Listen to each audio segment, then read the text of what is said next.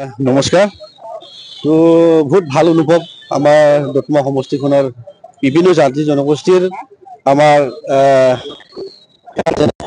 বা আমাৰ ভোটাৰসকলক আমি অন্তৰৰ পৰা আমাৰ দতমা BPF ৰাজনীতিক দলৰ ব্লগৰ হৈ মই ধন্যবাদ যাচিছোঁ। তো আহি থকা দিনত নিশ্চয় তেখেতসকল সহায় সহযোগিতাত আমি BPF ৰাজনীতিক দলৰ প্ৰাৰ্থী বা কেণ্ডিডেট হিচাপে আমি দতমা সমষ্টিৰ পৰা নিশ্চিত জয় হোৱাটো একদম নিশ্চিত।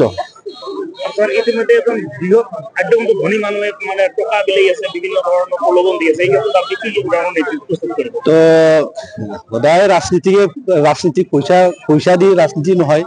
যদি পইচা দি ৰাজনীতি হলে হয়, বিভিন্ন স্তৰৰ পৰা পইচা লৈ পেলাই আমাৰ এইখন অঞ্চলৰ ৰাজনীতি খেলিব আহিব বা গোটাই অসমখনত বা গোটাই ভাৰতবৰ্ষখনত উদ্যোগপতিবিলাকে মিনিষ্টাৰ হ'ব পাৰিলে হয়, মন্ত্ৰী হ'ব পাৰিলে হয়, MLA হ'ব পাৰিলে হয়, MP হ'ব পাৰিলে হয়।